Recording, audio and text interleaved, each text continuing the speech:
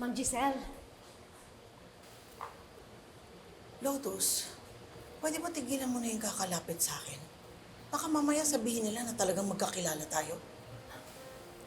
Kala ko pa naman close tayo. Ano ba kailangan mo? Nung huli po kasi tayo nag-usap, sabi niyo, susubukan niyo pong kausapin si Warden para sa akin. Nawala sa isip ko eh. At saka sabi ko naman sa'yo, I'll try, di ba? Wala naman talaga sa powers ko na palabasin ka dito. Pero sana po sinubukan niyo man lamang. Kayo nga po, pag nag-uutos sa akin, arya-arya lang. Eh, ito naman po, simpleng hiling lang, hindi niyo po napagbigyan. Teka, bayad ka. Gusto ko lang po makita yung anak ko.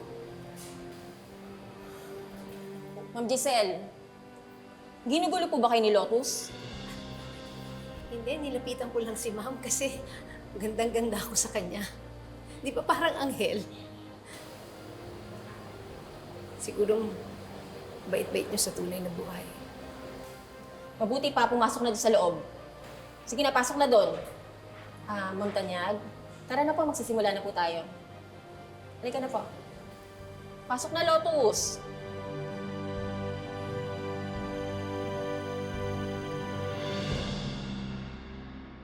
Magandang araw po sa inyong lahat. Maraming salamat po sa pag-welcome po sa amin dito. Tandaan po ninyo na andito po kami para tulungan po kayo. Kaya sana po maging mapayapa po ang medical mission na to. Kaya ano po, game na! Maggamutan na po tayo. Let's go!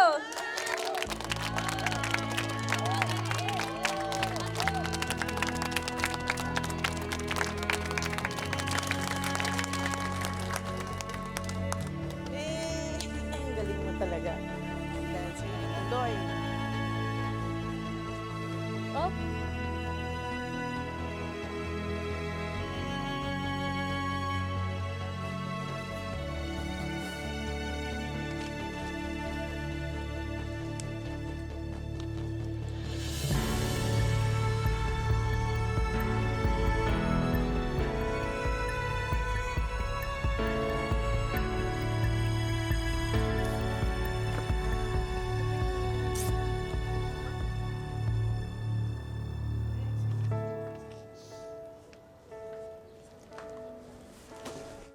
Dok! Dok, Annalyn, ako na. Saan to? dito lang, Dok. Here?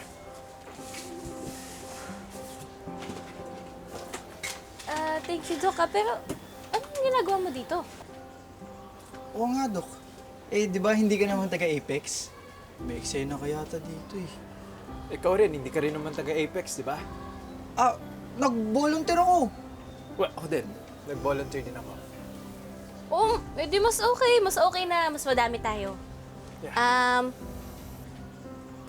Pwede bang dalhin niyo tong mga to doon?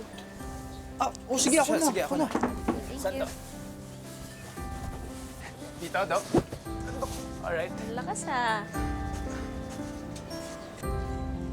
Ito po yung inumin ninyo. 3 beses ko po itong ito sa isang araw, doktora. Nakalagay na nga po dyan eh. Hindi po ba kayo marunong magbasa? Sorry, hindi po. Pasensya na po. Opo, 3 times a day niyo po iinumin for 7 days po. Ipakita niyo na lang po sa pharmacy. Maraming salamat po, doktora. Salamat po at pinuntahan niyo kami dito. Sa wakas, mawawala na rin sakit ng ulo ko. Sige po. Welcome po. Salamat. Next na po kayo para makadami. Joanne, pwede dito ka muna?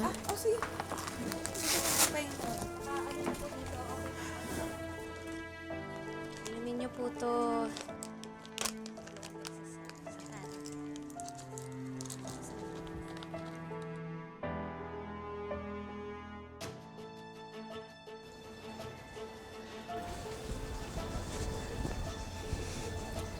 Zoe. Kamusta na kaya si Mami? Hindi kasi siya pinayagan lumabas eh.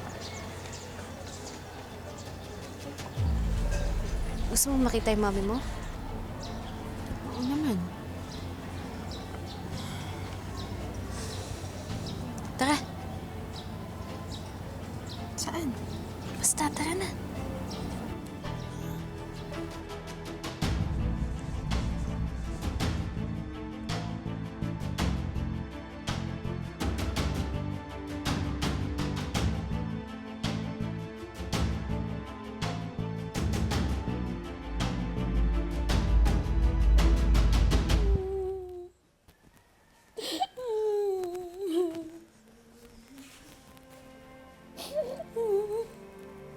Ma'am Moira?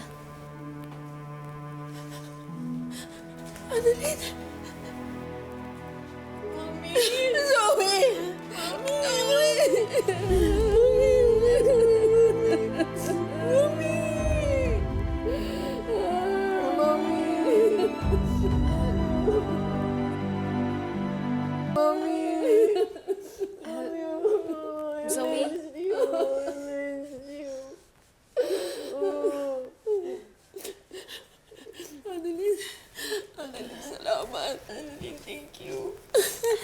Iiwan ko muna kayo, ha. Mag-usap muna kayo ng mama. Salamat.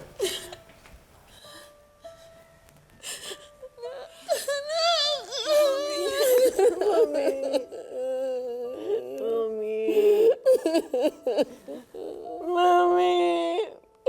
Akala ko hindi mo na ako bibisitahin. Mami, sinubukan ko naman eh. Pero pinigilan ako ni Tita Giselle. Mami, hindi ko alam bakit ka na nila minamaltrato ng ganito. Humingi ako ng tulong kay Doc Carlos pero wala siyang ginawa. Hayaan mo na, anak. Kahit hindi ka tinulungan ni Carlos, gumawa naman ng paraan ng Diyos para maligtas ako at magkita tayo. Mami, sabi nila nagbago ka na daw.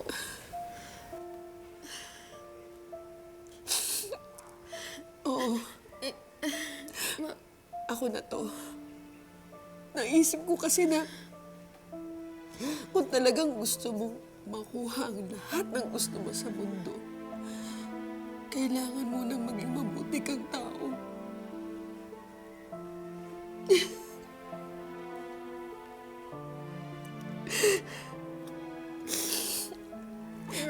Bakit?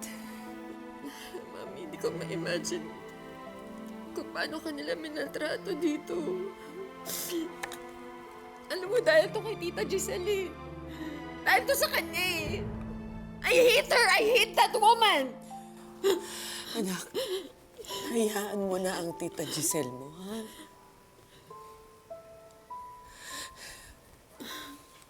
She has every right to hate me.